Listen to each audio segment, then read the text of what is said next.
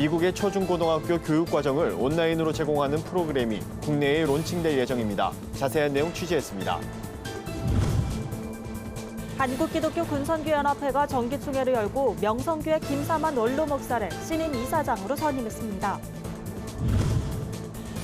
한신대학교가 개교 80주년 기념식을 갖고 100년을 향한 비전을 선포했습니다. 신임 이사장에는 광주 성황교회 박상규 목사가 취임했습니다. 보편적 사랑의 가치를 담은 영화를 소개하는 제17회 서울국제사랑영화제가 내달 2일 개막합니다. 안녕하십니까. 구티비 뉴스입니다. 미국의 초중고등학교 교육과정을 온라인으로 제공하는 프로그램이 국내에 론칭될 예정입니다. 미국에 본사를 둔 국제 온라인 교육기관과 국내 교회의 협약으로 우리나라에 들어오게 됐는데요. 미국 대학 진학을 준비하는 청소년들에게 도움이 될 수 있을 것으로 기대됩니다. 조유현 기자가 취재했습니다. 국제 온라인 교육기관 IIOE는 미국의 초중고등 교육과정을 온라인으로 제공하는 미국 교육법인입니다.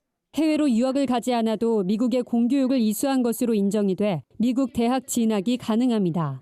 한국 학교의 학점도 인정받을 수 있어 학생의 노력 여하에 따라 한국과 미국의 고등학교 졸업장을 동시에 취득할 수도 있습니다.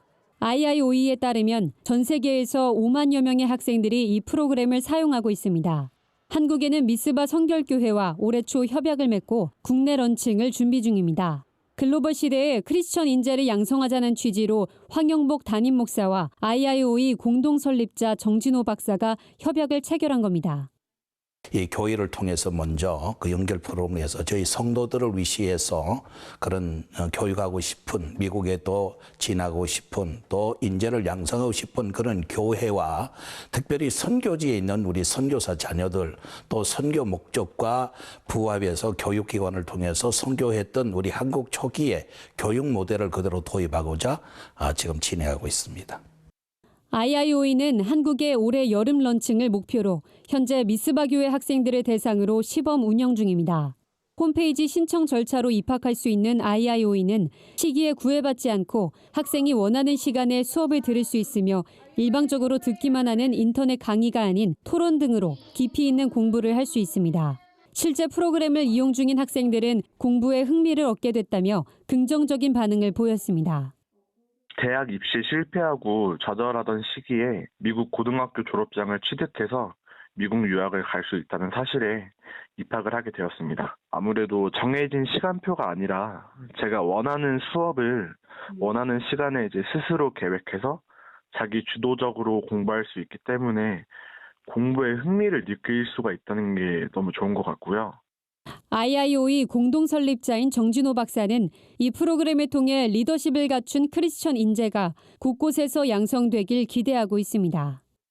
모든 학생들이 하나님이 주신 자기만의 달란트가 있다고 생각을 합니다. 그런 달란트를 잘 개발하지 못하고 또 한국 교육에서 또 그걸 잘 개발하지 못한 학생들이 글로벌 저희 교육 시스템을 통해서 정말로 하나님이 주신 자기 달란트를 찾아서 더 큰 소망을 품고 세계 무대에서는 주역이 될 수 있다는 꿈을 심어주기 위한 그 목적으로 저희가 글로벌 교육 프로그램을 제공하고 있고, 이런 교육 시스템을 통해서 또 신앙이 잘 다음 세대에 이루어질 수 있는 좋은 통로와 또 사역이 되리라고 생각합니다. 구티비 뉴스 조유현입니다. 한국기독교 군선교연합회가 제49차 정기총회를 열고 신임 이사장에 명성교회 김사만 원로 목사를 선임했습니다. 김사만 신임 이사장은 군 선교에서 이어온 선교 사역과 물려받은 유산을 잘 지키고 발전시켜 나가는 일에 최선을 다하겠다고 취임사를 전했습니다. 33년간 군선교연합회 이사장으로서의 사역을 마친 곽선희 목사는 명예회장으로 추대됐습니다. 곽 목사는 이 임직에서 청년들이 그리스도 안에서 하나님의 사람으로 변화되고 이 땅의 복음화에 크게 기여할 수 있는 군선교 사역이 이어지길 바란다고 말했습니다. 군선교연합회는 이날 새로운 비전으로 다음 세대, 미래 세대, 차세대를 뜻하는 다미차를 선포했습니다. 군 복음화뿐 아니라 청년 선교와 통일 선교에도 앞장서 민족과 세계 복음화를 이루겠다는 겁니다. 이와 관련해 오는 11월에는 비전 실천 운동 감사 예배를 드리고 지역교회와 군대, 캠퍼스, 직장 선교단체를 하나의 청년 벨트로 구축하기 위한 예스 미션 사역을 본격적으로 추진할 계획이라고 밝혔습니다. 한신대학교가 올해로 개교 80주년을 맞았습니다. 한신대는 1940년 일제강점기하에서 한국 최초의 신학대학으로 개교한 이래 한국 사회의 민주화와 통일, 평화와 인권을 위해 헌신해왔는데요. 15일 열린 기념식에서는 80주년을 넘어 100년을 향한 새로운 비전을 선포했습니다. 최로희 기자의 보도입니다. 한신대학교가 15일 개교 80주년을 맞아 기념식을 개최했습니다. 한신대 연규홍 총장은 이날 80주년을 발판으로 통일시대 리더를 배출하는 100년을 맞이하겠다는 비전을 제시했습니다. 평화 융복합 교회의 교육의 아시아 대표대학 한신대학교, 통일시대를 선도하는 대학으로 세계 평화에 기여하는 글로벌 평화 리더를 양성하겠습니다. 한신 80년은 시작에 불과합니다. 한신의 100년, 반드시 통일 대통령은 한신에서 나올 것입니다. 참석자들은 한국교회 부흥과 함께 성장한 한신대를 돌아보며 80주년을 축하하고 이번 행사가 100년을 향해 도약하는 발돋움판이 되길 기원했습니다. 이날 행사에서는 학교법인 한신학원 이사장 이취임식도 진행됐습니다. 신임 이사장에는 광주성광교회 박상규 목사가 취임했습니다.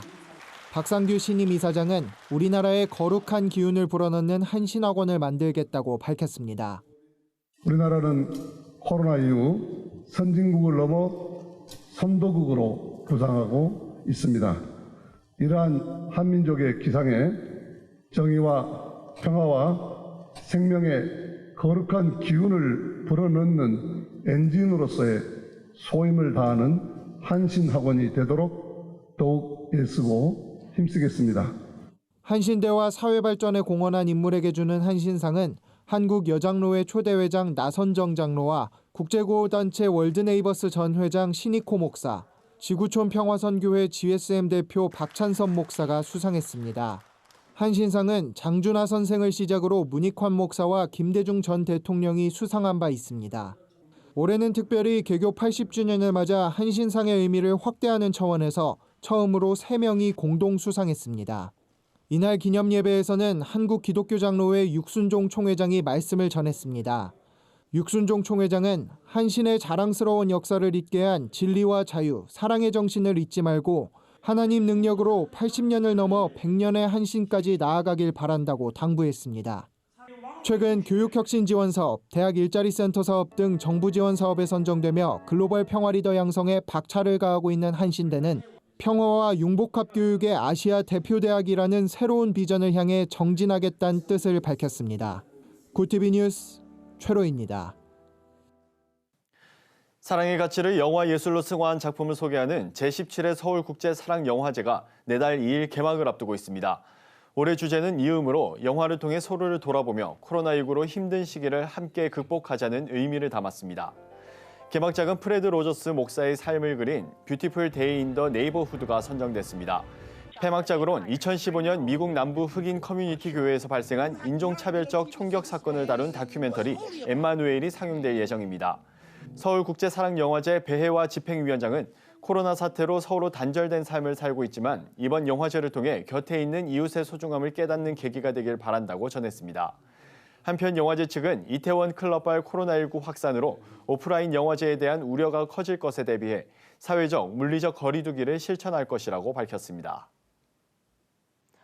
구티비가 발행하는 종합주간지 위클리 굿뉴스의 주요 소식을 유창선 기자가 소개해드립니다.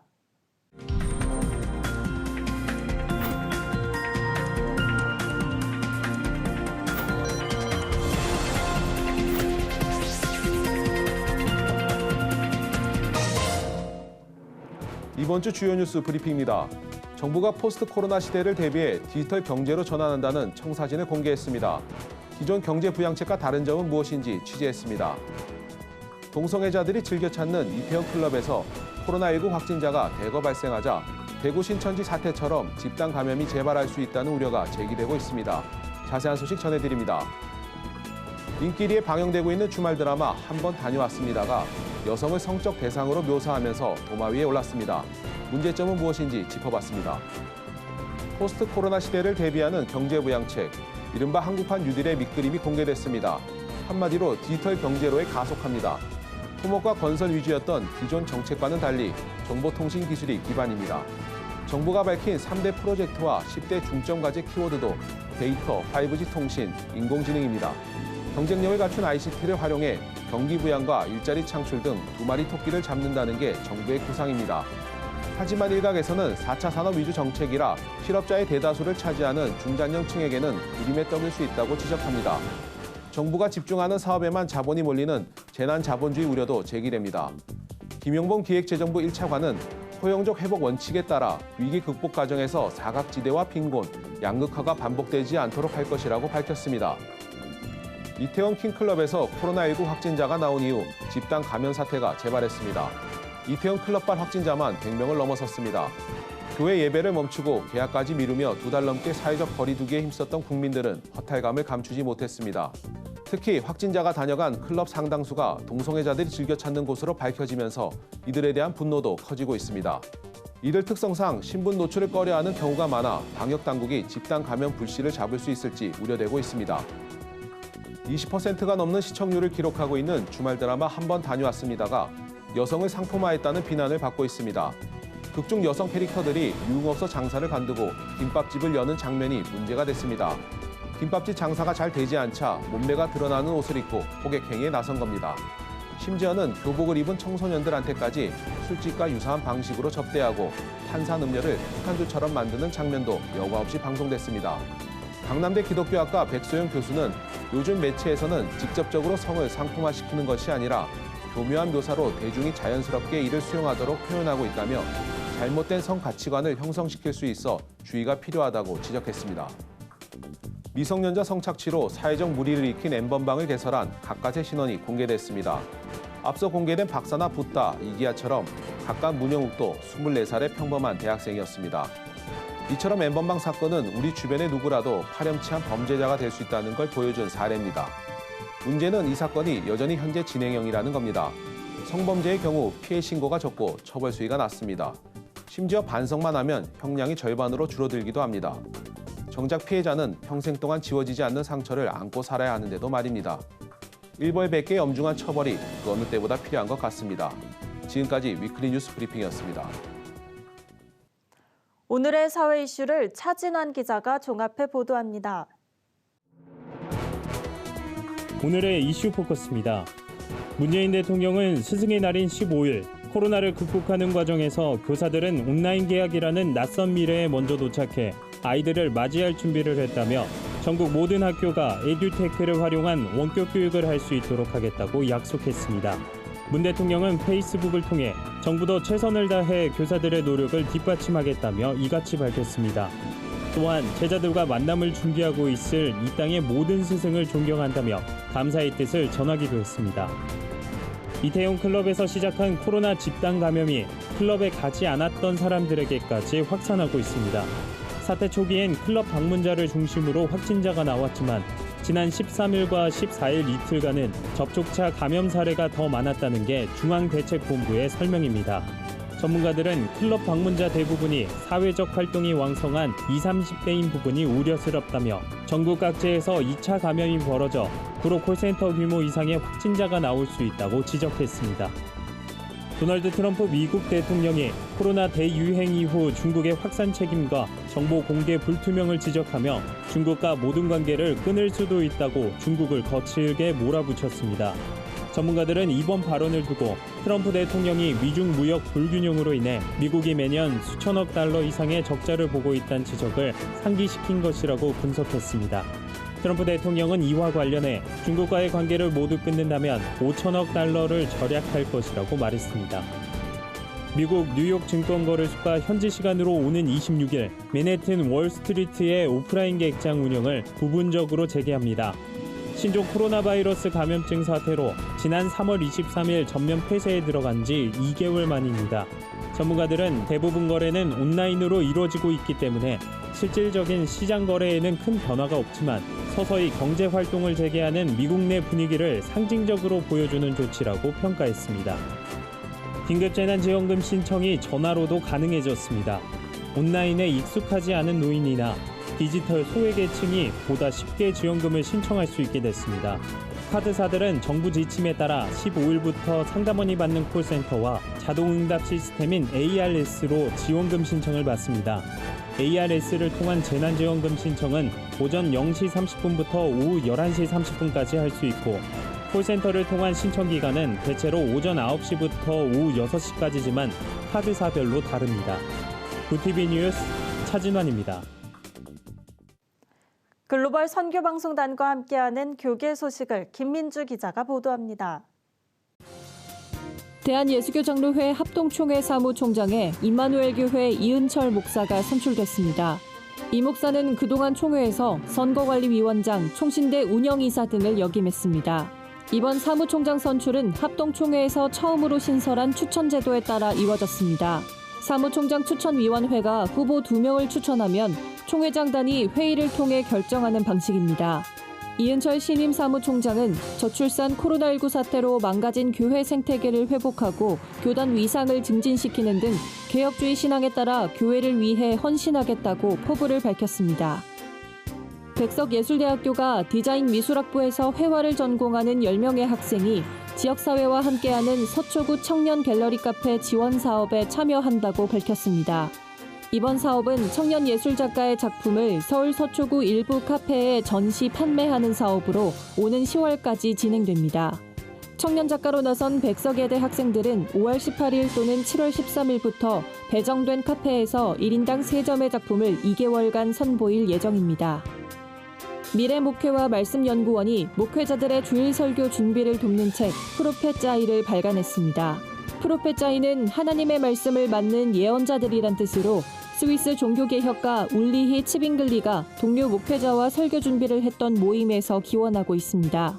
책에는 구체적인 설교 준비 매뉴얼과 함께 프로페짜이 샘플 4편이 실렸습니다. 목회자들이 매뉴얼에 따라 성경 본문을 다양한 번역본으로 묵상하고 토론하면서 설교 연습을 할 수 있도록 구성했습니다. 국제구호개발 NGO 기아대책이 긴급재난지원금을 자발적으로 기부하는 캠페인 나보다 어려운 이웃을 위해를 전개합니다. 캠페인은 코로나19에 따른 실직과 폐업 등으로 생계 유지가 곤란해진 저소득 가정을 돕기 위해 진행됩니다. 기부는 전국적인 긴급재난지원금 신청 시기에 맞춰 오는 31일까지 기아대책 홈페이지에서 온라인 기부 방식으로 참여할 수 있습니다. 모아진 후원금은 갑작스런 위기로 경제사회 심리적 어려움에 처한 중위소득 100% 이하 가정에 전달될 예정입니다. 구티비 뉴스 김민주입니다. 다음 세대를 세계를 선도하는 리더로 키우기 위한 한국교회의 교육이 주목받고 있습니다. 한국교회와 국제교육기관과의 협력은 한국 기독교 교육이 진일보하는 발판을 마련한 것으로 평가되는데요. 위기의 한국 사회를 이끌어갈 믿음의 세대가 길러지도록 성도들의 관심과 기도가 필요해 보입니다. 이상으로 뉴스를 마칩니다. 오늘도 함께해 주신 여러분 고맙습니다.